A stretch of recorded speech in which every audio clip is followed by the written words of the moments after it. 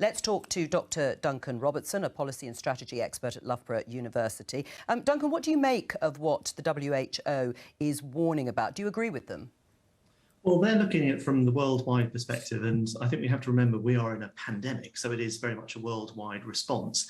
And I think what they're concerned with is we still have a large amount of transmission, for example, in the UK, but globally we have a large number of people who are completely unvaccinated, about 3 billion.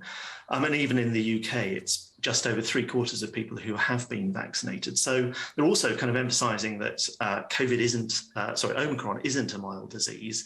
And the effects that people can have by getting it and sort of the long COVID effects. So they're really emphasising the fact that it's not over.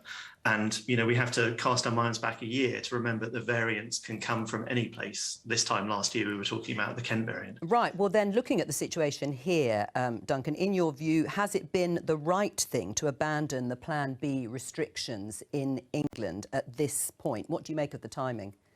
Well, I think it was very abrupt. It's obviously a political decision about when these changes are made. And, too soon? We have to... Well, I mean, it depends what you mean, because we have to remember that 17,500 beds in the NHS are being taken up by people with COVID, and they, of course, could be used for getting the backlog of elective cases through. And we have 1,800 deaths a week. And really, that's a kind of political decision about whether that's acceptable. And that's really something that only governments can decide. The Transport Secretary, Grant Shapps, said earlier on today, the hope for epidemiologists is that we are seeing a coronavirus which continues to mutate into something much closer to the common cold. We are not there yet. Is he right to say that? Well, I think it's the hope of everyone that this goes away. I think the problem is that it's not going away. The justification for opening up some of these restrictions is that case rates are falling across the population in the UK, but of course they're starting to increase in younger school children, and we're starting to see that increase moving over to the parents of those younger school children. And of course this puts vulnerable household members at potential risk.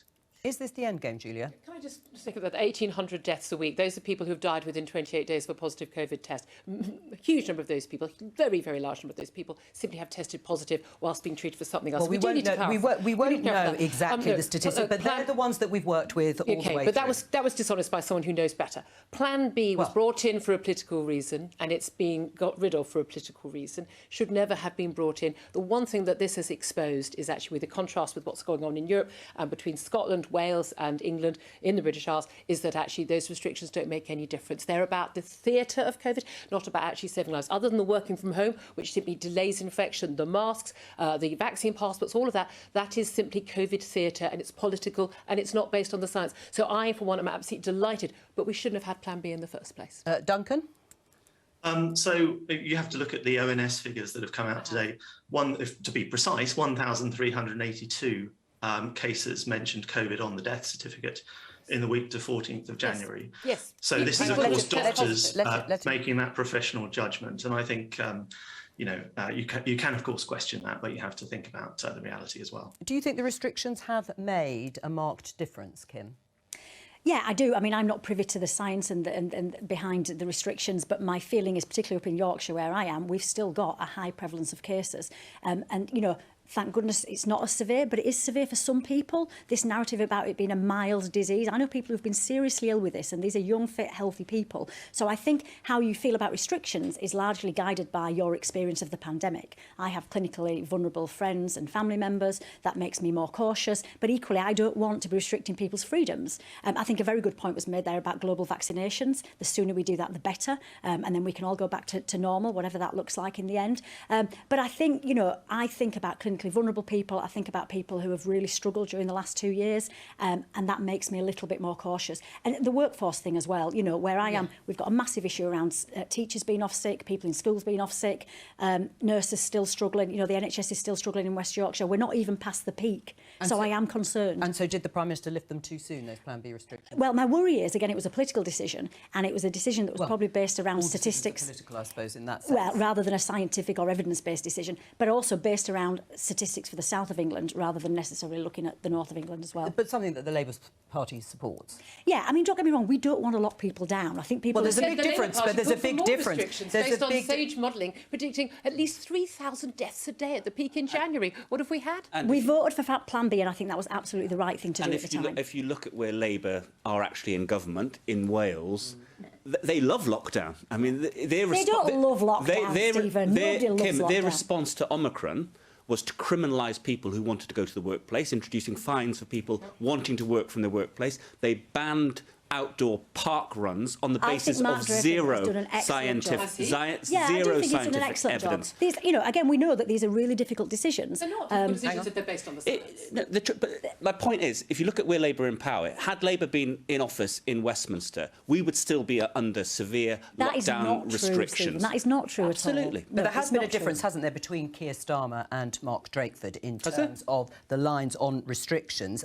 One of the things that Wales isn't doing is compulsory vaccination or mandatory vaccinations for NHS staff in April.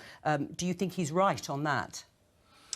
I listened to the evidence from Sajid Javid and his advisors about the importance of ensuring a healthy, COVID-free workplace in the NHS in England, and I supported the measure in Parliament. How is that COVID-free?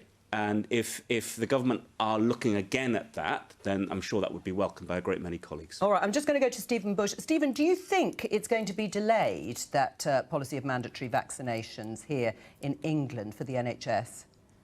It's certainly possible, not least because it's very divisive on the Conservative benches. The Prime Minister has discussed is under political difficulty. But because of the pressures on the NHS in general, if you are causing people to leave the workplace, you may get to a point where you decide the clinical decision. You're better off having more people in the NHS who aren't vaccinated than you are having fewer NHS workers.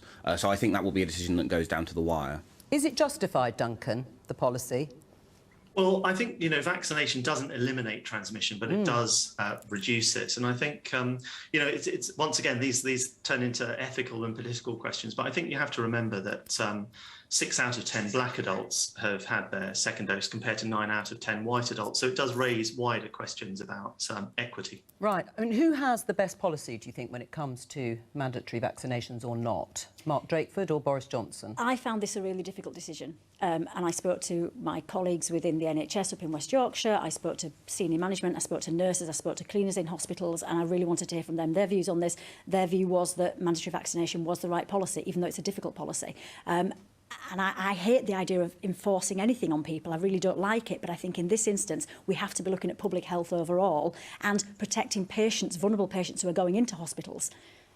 Royal College of Nursing, British Medical Association, Royal College of GPs, they all oppose this policy on the grounds that Stephen Bush just touched on, that actually you've got a trade-off like we have in care homes, that, well, OK, you must be double jabbed to work with vulnerable elderly people in a care home, but actually it's better to have somebody who's not double jabbed, who probably has already had COVID, who's actually there, than being short-staffed and people being left, sitting, without any care all day. These are difficult trade-offs, and again, they are actually trade-offs that are having to be made by politicians, electable, accountable politicians. They can't be made by an academic on stage. On balance, I would certainly say I think the policy that's one policy Mark Drakeford seems to have got right. I would encourage anyone working in the NHS to have the jab. I think bodily autonomy, though, is so basic and crucial that we can never, ever say that that's something that we will say, oh, well, in this case, we won't insist on it. Stephen? Yeah, I have a lot of sympathy for what Julia says. And like I said, if the government do want to look at this, I'm sure, again, at this issue, I'm sure that that would be welcomed by a great many colleagues. Thank you to Dr. Duncan Robertson for joining us to discuss the COVID restrictions.